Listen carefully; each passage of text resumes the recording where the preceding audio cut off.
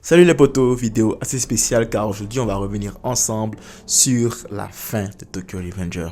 Mais avant de commencer la vidéo, je tenais vraiment à vous remercier, vous tous qui regardez mes vidéos, qui likez, qui laissez des commentaires, que ce soit pour me corriger dans ce que j'ai dit, que ce soit pour m'encourager ou que ce soit parfois pour m'apporter des explications à des choses que je ne comprends pas pendant ma review. Franchement, je vous remercie du fond du cœur, c'est très gentil. Ceux qui like, ceux qui s'abonnent, ça donne toujours de la force et c'est vraiment motivant, ça donne l'envie de pouvoir continuer. C'est un rêve que je suis en train de réaliser en ce moment et je suis en train vraiment de profiter de chaque instant de cette aventure que je vis et que vous vivez avec moi en fait. Allez, sans plus attendre, on rentre dans le vif du sujet. Alors, oui, nous avons vu le dernier chapitre de Tokyo Revenger 278 et bon nombre de personnes, moi y compris, étaient un peu déçus. Mais prenons du recul un petit peu. Mais la fin n'est pas si pourrie en fait. Elle est belle, elle est vraiment belle la fin. Takemichi a finalement pu sauver tous ses camarades. Il a pu se marier avec la fille de ses rêves, la fille qu'il aime, alors que on se rappelle qu'au début de l'anime, il n'osait même pas imaginer qu'il serait avec elle. Et du coup, on le voilà en train d'épouser la fille qu'il aime, entouré de tous ses amis qu'il a rencontrés pendant son aventure. Et ils ont tous réussi leur vie. Ils ont tous réussi leur vie. T'as Mickey qui est devenu champion de moto, champion de course de moto. T'as Draken qui a sa société de moto, qui, je pense, travaille de quoi avec Mickey. C'est lui qui s'occupe de l'aspect technique des motos de Mickey. T'as les gens qui sont stylistes, qui sont devenus youtubeurs. Ça fait plaisir parce que tu vois que malgré leur passé de délinquants, ils ont pu s'en sortir dans la vie et ont pu devenir des gens corrects et respectables. C'est beau aussi dans le sens où tu as Shifuyu, qu'on peut considérer comme étant le réel meilleur ami de Takemichi, qui se rappelle de tout. Il se rappelle de tout et c'est lui qui raconte en fait l'histoire. C'est lui qui dit, alors oui, tout ça est arrivé, mais je sais ce que tu as traversé. Je sais ce que tu as dû souffrir pour pouvoir en arriver là. Un des derniers panels de ce chapitre, c'est les larmes de Shifuyu. Les larmes de joie de Shifuyu qui pleure pour son ami Takemichi qui a enfin accompli son rêve. C'est beau, c'est magnifique. La fin est belle, on va pas se mentir. Elle est magnifique, mais elle ne sert à rien. Dans le contexte actuel des choses, elle ne sert absolument à rien. Pourquoi? Déjà, t'as pas grande différence entre le futur qu'on a eu juste après l'arc Tenjiku et celui-là. On n'a pas grande différence. Alors, t'as tout le monde qui est heureux et tout. Et t'as Takemichi qui va se marier avec la fille qu'il aime. Les seules différences qu'on a, c'est que les morts ne sont plus morts. Et que Mickey, est cool. Mickey est gentil. Alors, pour moi, il se serait arrêté à la fin de Tenjiku. Ça aurait été une fin ultra parfaite. Parce que oui, il y a des gens qui sont morts. Il y a des gens qui ont payé de leur vie le fait que Takemichi remonte dans le temps et essaie de sauver ses amis, ok. Oui, ça c'est normal. Alors oui, vous me direz, mais Mickey, on en fait quoi? C'est simple. Et tu fais un truc où Mickey les rassemble juste avant le marécage de Takemichi. Il leur explique. Et il leur dit, voilà les gars, moi j'ai des problèmes de violence, j'ai des pulsions, sang qui me poussent à tuer des gens. Ok, ne vous inquiétez pas, j'irai en thérapie. Oui. Ben oui, tu peux faire ça comme ça et avoir une très belle fin. T'as Mickey qui reconnaît que il a des problèmes mentaux, il a du mal à contrôler sa violence et il va prendre les actions pour. Et une fin n'a pas besoin d'être rocambolesque avec des pouvoirs magiques et tout. Parfois, même le logique peut être tolérable dans une fin. Et après, si tu veux, tu nous mets quelques trucs. Tu nous mets, ok, tel a fait ci, tel a fait ça, tel s'occupe de ça. Comme il a fait un peu à la fin de l'arc Tenjiku, où Draken avait sa société de moto, chacun avait fait sa vie comme il le fallait. Puis tu nous montres, Mickey, qu'il suit une thérapie pour pouvoir calmer sa violence. Là, c'est parfait. Tu finis sur ça. C'est magnifique, c'est beau. Mais tu me diras aussi, ouais, le mystère de la boîte et tout.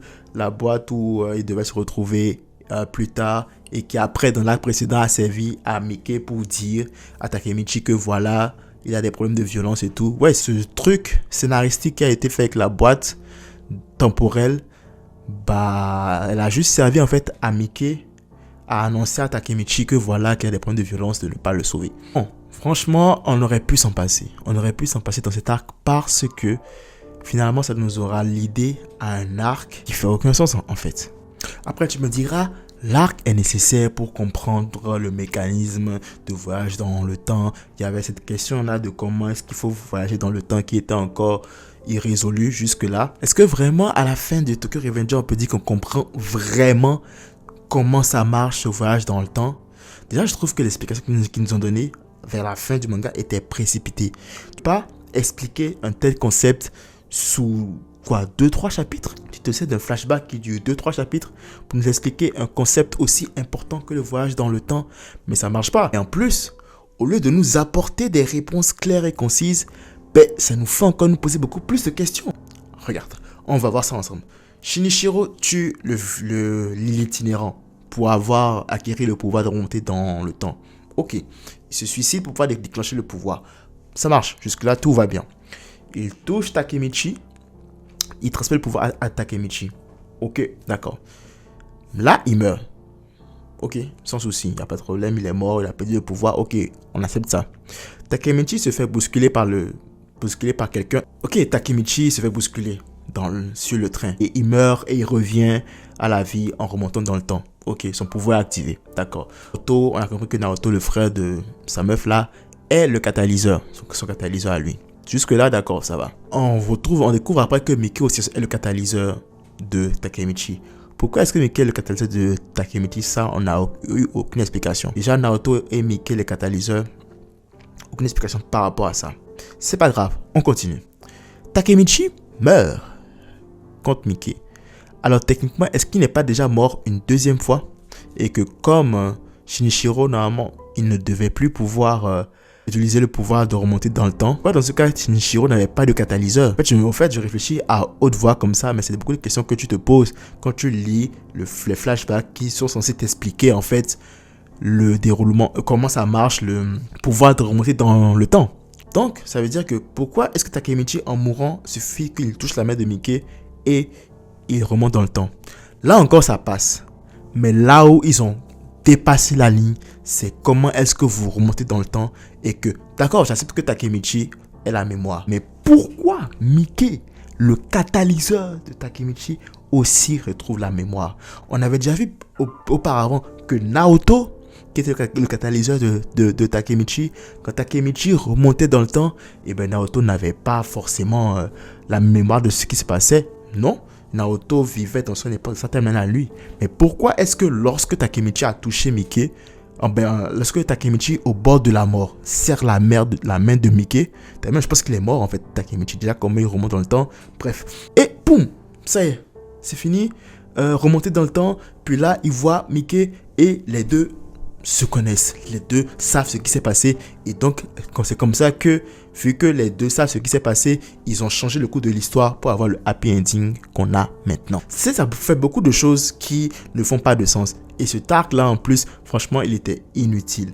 Ok, tu nous crées une sorte de guerre sans queue ni tête entre trois clans, puis tu tues des personnages au hasard, tu tues Draken pour rien. Finalement la mort de Draken, on s'entend qu'elle n'a servi à rien. Honnêtement, elle n'a absolument servi à rien. Genre, Draken aurait pu rester là, ça aurait même été encore meilleur. Tu tues encore le Kakucho, le pote à Takemichi. Ok, c'était une fin héroïque parce qu'il s'est sacrifié. Ce arc-là, sans queue ni tête, il n'avait pas sa place là. Je ne sais pas pourquoi il est là.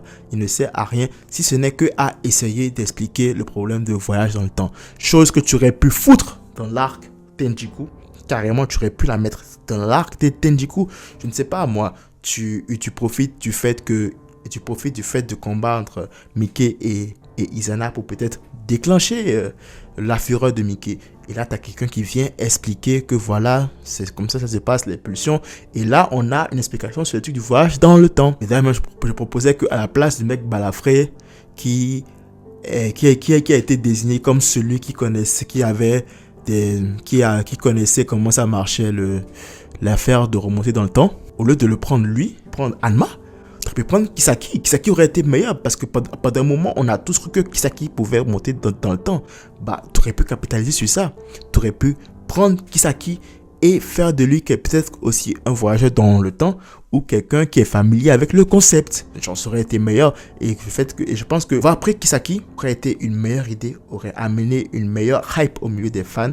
Ça aurait permis, de pouvoir être dans la continuité en fait niveau hype, parce que déjà l'arc de Tenjiku était très très bien, et si tu continues avec une telle révélation comme quoi Kisaki aussi a des connaissances sur le voyage dans le temps, bah ça aurait été parfait. L'arc aurait été beaucoup plus parfait qu'il ne l'était déjà.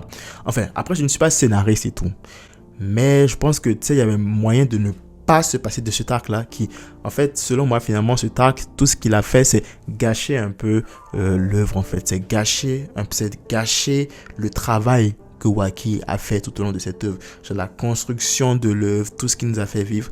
Je trouve que c'est assez dommage que cet arc là soit venu juste tout gâcher comme ça, parce que beaucoup de gens ont juste détesté en fait l'œuvre à cause de ce dernier arc là et à cause de cette fin. Genre, ça me ferait presque penser à la déception qu'on a eu quand Pain a ressuscité le village de Konoha. Vous vous rappelez quand on a eu l'arc Pain et que Pain avait tué la plupart des personnages importants, même Kakashi. Là, Naruto lui parle, puis finalement, bam, ça y est, je suis désolé, je vais ramener tout le village à la vie. Puis ça y est, c'est fini. Vous avez vu cette déception? Je sais pas pour vous, moi j'avais une grosse déception après cette scène-là. Et bien c'est un peu la même que moi j'ai eu avec la fin de Tokyo Revenger, malheureusement. Écoutez, on a beau râler, on a vraiment beau râler, on a vraiment beau s'exciter et tout. Mais en fait, Tokyo Revenger, je pense, a été victime de ce que la plupart des mangas à succès sont victimes. Le rallongement. Parce que, en fait, pour ceux qui ne savent pas, mais je pense que la plupart des gens, vous savez, quand tu es un mangaka et que tu présentes ton projet, tu le présentes déjà quand même, en tout cas avec un semblant de fin. Et tu as déjà ton plan en tête. Et maintenant, arrivé à un certain moment, ben, ta maison d'édition vient te voir et te dit, écoute, ton manga marche correctement. Tu peux pas le finir maintenant. Essaie de le rallonger. Alors là, tu changes complètement ta feuille de route pour certains et tu te mets à essayer de faire de quoi pour prolonger en fait, au lieu de finir comme tu l'avais prévu, juste pour pouvoir faire plaisir à la maison d'édition, malheureusement. Et c'est ce que la plupart des mangas à succès vivent, hein. On va pas se mentir. Je ne sais pas si ça a été le cas pour DBZ, parce que moi, mon opinion personnelle, je pense que DBZ, il se finissait à l'Arc-Cell, c'était parfait. Franchement, c'était parfait. T'avais Gohan qui venait de sauver la Terre, Goku qui est mort, le flambeau est passé, on n'en parle plus, la Terre a un nouveau héros, c'est Gohan, et Gohan a éliminé toute la menace de la Terre. C'est bon, on en arrête là, c'est fini, parfait, là, la fin aurait été parfaite. DBZ se serait arrêté sur l'Arc-Cell, franchement, il aurait été extraordinaire. Mais après, on a eu l'arc bout. L'arc bout n'est pas mauvais, hein, mais je pense que c'était un rallongement pour rien. Et après, bah, le reste, c'est de l'histoire, là. On a des suites et des suites et des suites et des suites et des suites. Et aussi SNK, en parlant de manga à succès. SNK aussi, on se rappelle de la fin de SNK. Je pense aussi que c'est souci de l'auteur de vouloir faire plaisir à sa maison d'édition qui a déraillé, et puis finalement bah on a eu une fin pas très appréciée du public pour certains. Mais je dis ça comme ça, mais il y a des exceptions, hein. Il y a des exceptions comme Fullmetal Alchemist, franchement très belle fin. Mais non, Code Geass n'est pas une exception, parce que Code Geass à la base c'est un animé, ça n'a pas été un manga, c'est un animé. À la base ça devait sortir comme un animé. Et c'est bien après que, une fois l'anime terminé, bah il y a eu les mangas qui sont sortis après. D'ailleurs, Code Geass, vous avez vu le désordre qu'ils sont en train de faire. Il y a un film qui est sorti. Le film n'est pas mauvais, mais vous avez vu le désordre que le film a causé. Puis apparemment, c'est en train de parler d'une saison 3 qui se prépare. Donc même là aussi, tu vois, il y a déjà de la cacophonie qui commence. Bref, si vous voulez en savoir plus sur justement cette affaire de cet univers de mangaka et tout, comment ça marche au niveau de l'écriture des mangas, je vous recommande un manga qui s'appelle Bakuman, qui est vraiment cool. Ça a été créé justement par les créateurs de Death Note. Ça a vraiment rapport avec des faits réels et ça met vraiment en valeur en fait les aspects réels de la vie de mangaka. On suit deux ados qui veulent sortir leur propre manga. Il y a un qui sait dessiner et un qui sait bien écrire les scénarios. Du coup, ils vont devoir se mettre ensemble pour pouvoir sortir leur manga. Bref, revenons à nos moutons. Ce pourquoi on est vraiment énervé contre la fin de Tokyo Revenger, ça avait été la fin de manga pourri, de manga random. On n'en aurait même pas parlé 2 fois. Mais c'est parce que Tokyo Revenger est un manga qui nous aura donné une dose d'émotion, mais là, incroyable. Tokyo Revenger nous a donné des moments historiques. Je pense que c'est l'ensemble de tout ça qui fait que plus tout le monde est déçu de cette fin.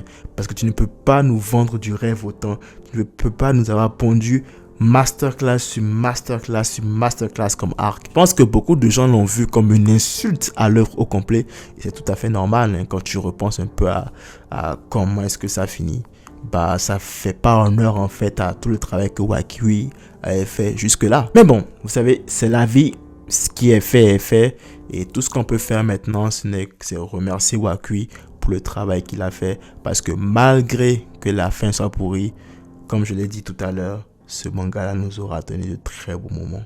Puis après, plus j'y pense, plus je me dis que, ok, peut-être, dans l'hypothèse que Wakui ait précipité sa fin, dans l'hypothèse que peut-être il est déraillé de sa fin, mais cette fin-là, même si elle est pourrie, en fait, elle a une profonde signification. Elle te fait comprendre que la délinquance n'apporte rien. Et que, oui, c'est mieux d'éviter la délinquance. Mais, une fois que tu es dans la délinquance, tu peux en sortir et devenir quelqu'un de meilleur demain. Et du coup, en fait, moi, j'essaie vraiment de tirer le positif de cette fin-là. Même si c'était vraiment pourri, d'accord.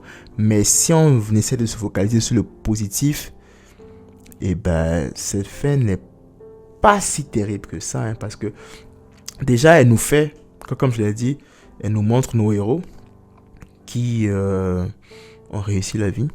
Et nous fait comprendre au travers de cela que bah, être délinquant, c'est pas aussi cool que ça.